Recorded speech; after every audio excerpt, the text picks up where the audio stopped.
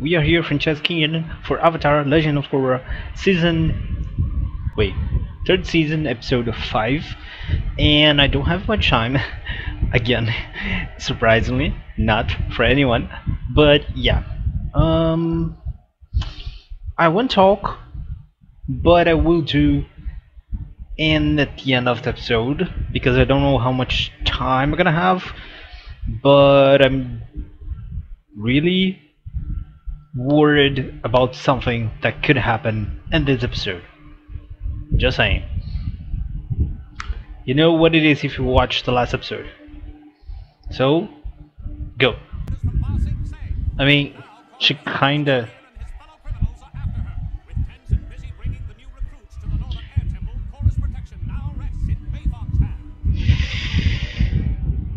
The Meadow Clam. Okay. So maybe we're gonna see something about Ling backstory, or Toph. Well, if you see Toph, we're gonna see probably something about Ling. Relax, we just got here. Besides, no one knows where I am right now except us. Why I feel this is not gonna be for a while. I'll pass, thanks. Okay. Finally, where are they? A city called South, the home of the metal clan. You know the place? Never been, but I don't want you go. She asked if you know the place, not if you go there or not. Okay, definitely we're gonna see something about flashback up for her. Oh, come on, play with it. What the? Really? Ah, that was unnecessary. Again, metal bending, aka earth bending, is the best. What's there to see? It's metal. Big whoop. Just find the airbender and let's get moving. Okay. Anyway, I'm here. Why are you feeling? I'm probably completely wrong, but if just a theory, if she makes something really bad and she like a prisoner in this place, and nobody knows that she is like chief of police in a Republic City, I don't know. Okay. Oh, okay, elevator. It's so nice to meet you. How exciting. Oh, We're friends. that guy. My name is Yoru. I heard this is the place to come if you're a new airbender. You got that right, Strip.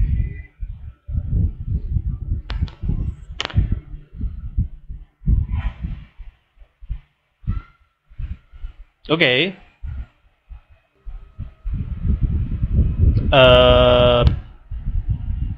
Why I get a bad vibe from him? Oh, tough. Yep. Expanded the possibilities of what benders can take. The greatest earthbender of all time. Everyone is encouraged to reach his or her highest potential. Does Toph live here? Are we gonna get to meet her? I'm afraid not. She used to visit from time to time, but years ago she left to wander the world. Wait. She's Wait, what? She's alive? What the hell? Okay, later.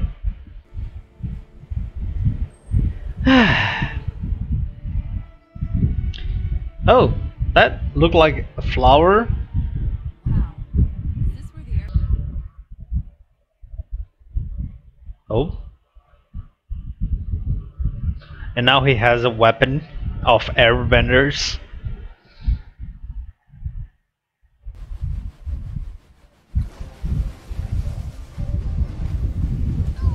Wow. That hurt.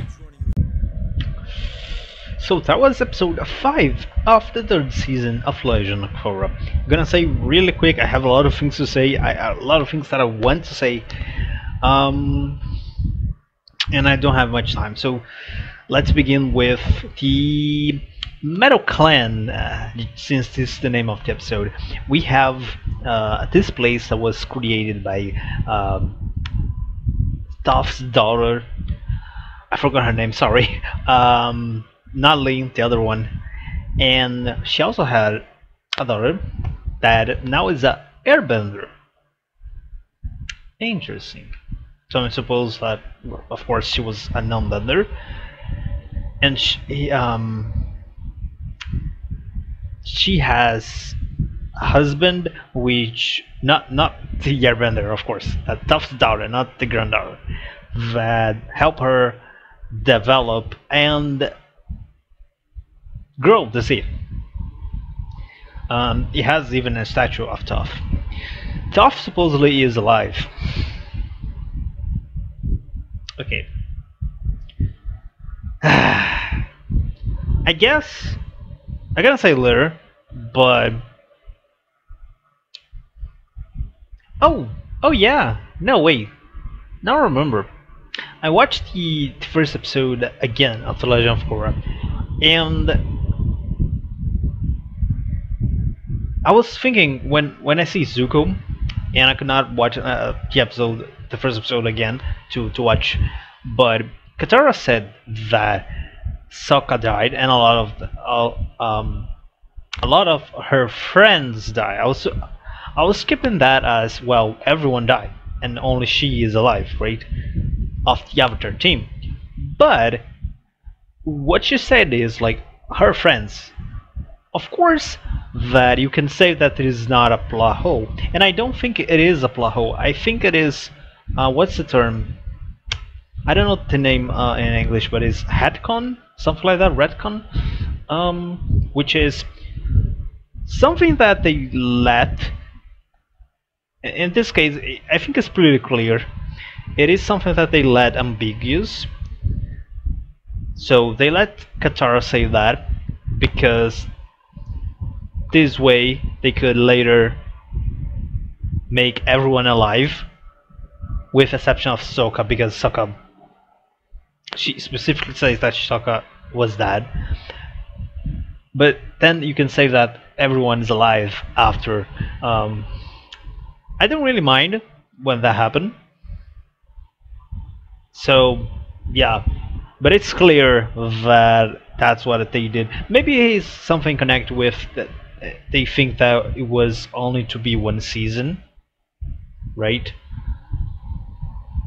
But it's really strange that we only got to see Zuko in the third one, and Toph we still do not see. I think this is a good season to us to see her, but if she did not appear here, she could appear in the last season, because they say here that they don't say that she's alive, but they also don't confirm that she is dead. And in a way, they say that she kinda is.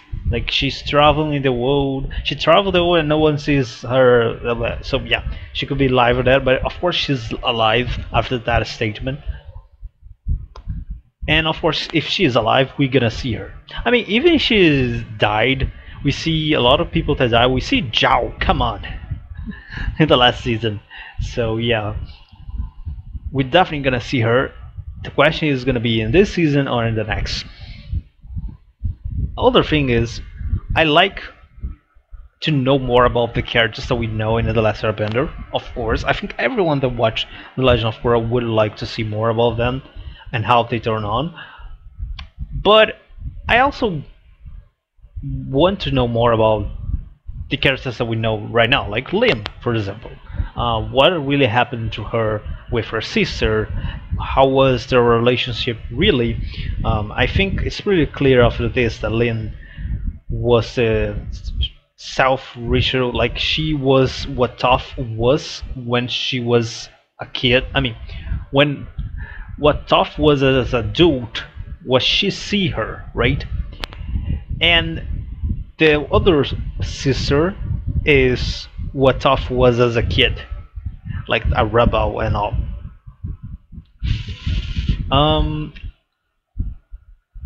Probably she did something really bad to her, or a lot of things, or one big thing, and then they stopped talking. And Lin, of course, don't believe that she can change, even if she probably don't talk with her in a long time. I mean, it's not really confirmation, but like, if she don't really know her s- her own like daughter, how she has what 16, probably something like close to that. That amount of time that she did not know her sister, that did not meet her sister, it's like pretty much people can change. Come on, for someone that Shiva police don't know that. Oh man. Um, one more. Maybe we're gonna see one thing that is gonna could be really interesting is see bowling or Korra to learn metal bending, because we are in a place that people know metal bending a lot. I mean, any whole planet, especially in Republic City, we know that people know that. I can assume that in Earth Kingdom we could find also a lot of people to do that, but in this place probably is to have us concentrated. So I really like the design of the place with not only like the flower open, close, like it's everything really cool. The art guy, the artist guy, really funny. Exactly what always usually is artists in fiction, especially like abstract artists, right? Um, we have the whole Zahir thing. Like he was really weird the first time that I see like the clothes that he used was really reminiscent of Arab nomads. I was like, huh. And then like he was really good, like with airbending. I was like, ah. And I was keeping hearing his voice, and I was like, is this Zahir? And then he was talking about the avatar. Oh, the avatar is not here. The avatar is not gonna come here. We're not gonna see the avatar. Like so, yeah, this is Zahir for sure. And when he specifically said something like about Guru Lapatik, I forgot his name. Damn it. I would know. Yeah, that's Zahir for sure. Don't need anything more proof. Also, really interesting to see him fighting against Kaya. I say that a lot of times in the last Airbender. Aang is one of the powerful airbenders of all time. Not only airbenders of powerful benders of all times. Forgot that he is Avatar, okay? Forgot his Avatar state. Forgot everything about his spirituality. He, as a bender, it could be even Firebender, which is like the weakest. He is one of the best that we saw. Okay, when it comes to Airbender, like he's a freaking genius. He's really good. Maybe of all the characters that we know, he's probably one of the what 4 best of the whole history of airbending. Maybe even more. Like I don't know. Stop into thinking. Maybe he's the first one. Anyway, like he's really good. But it's really hard because we don't know much characters. They are airbenders. In the whole show, in the whole past show, we only knew him effectively, okay? Only him. We know other characters. We see like for example his master, but like we see he using like one technique, which was like the uh, helping him with his training one time and playing with him another time. Like it's not much. Even if he's supposed to be better than Aang or whatever, doesn't change. Like we do not see him doing anything. And the Airbender history, and I say that with the Legend of Korra in the beginning, and especially now with the Tenzing had to be responsible to repaint that.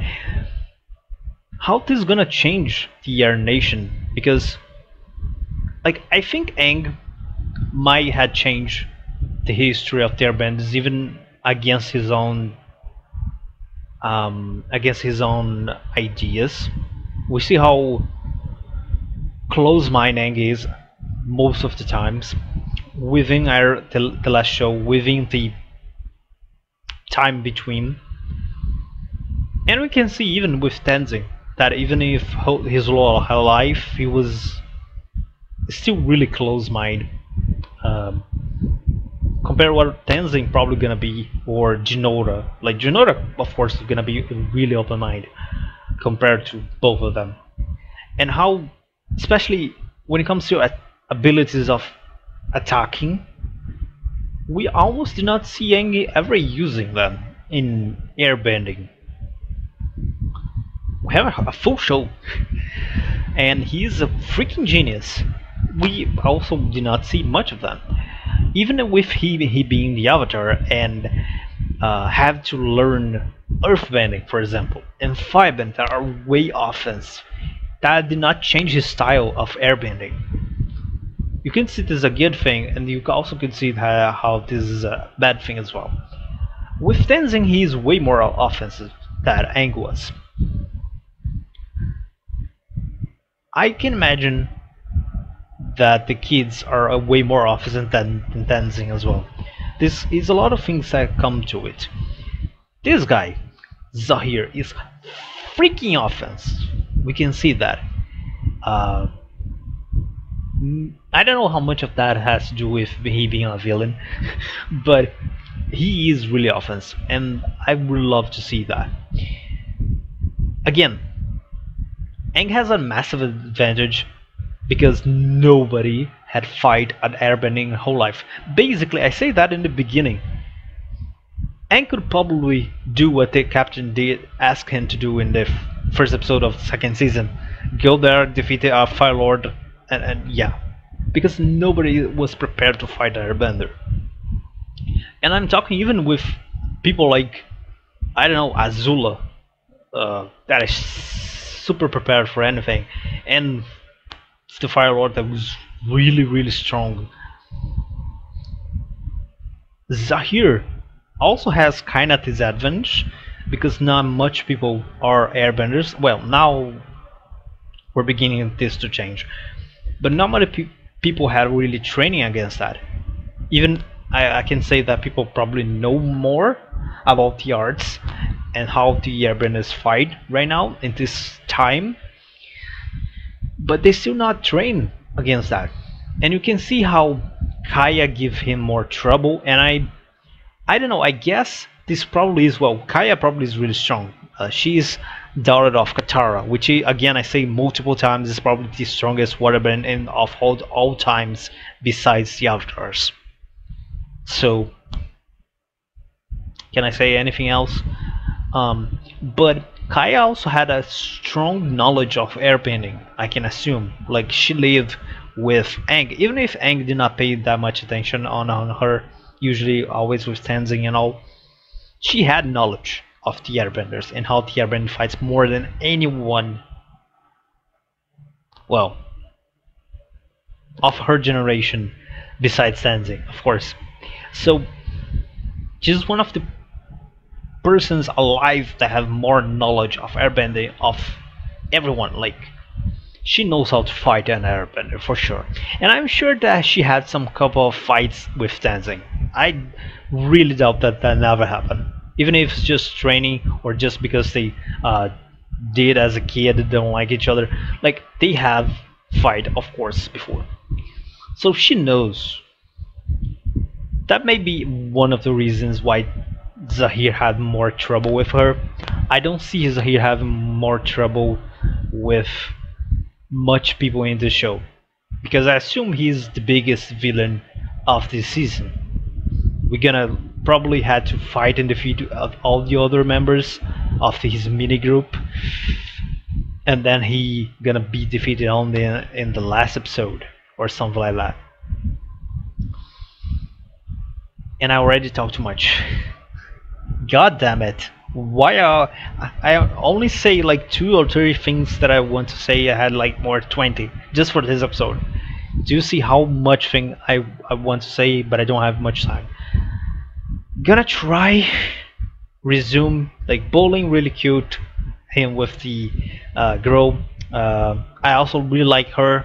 Um, Probably her story gonna be they have to convince her mother, and for that they are gonna have to convince Lynn, so they can have make uh, the truce, uh, make peace again, and ever gonna be happy again. Also, one last thing is they say about this place to be the safest place in the planet or whatever, or something like that. Yeah, that's a death flag for sure. Something gonna happen, and Zahir knows about Korra. Like Korra is not there, so like yeah, he's gonna appear there. I'm sure. Yeah. Yeah, it's not gonna be.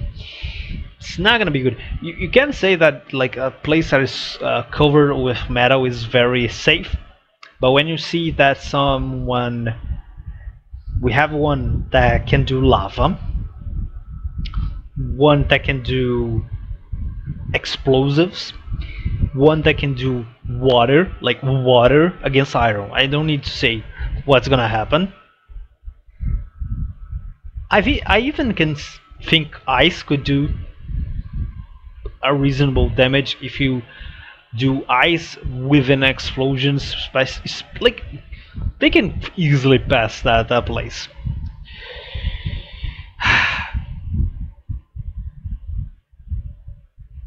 Also, I really wonder he stole that thing of Guru Laptik. I forgot his name again.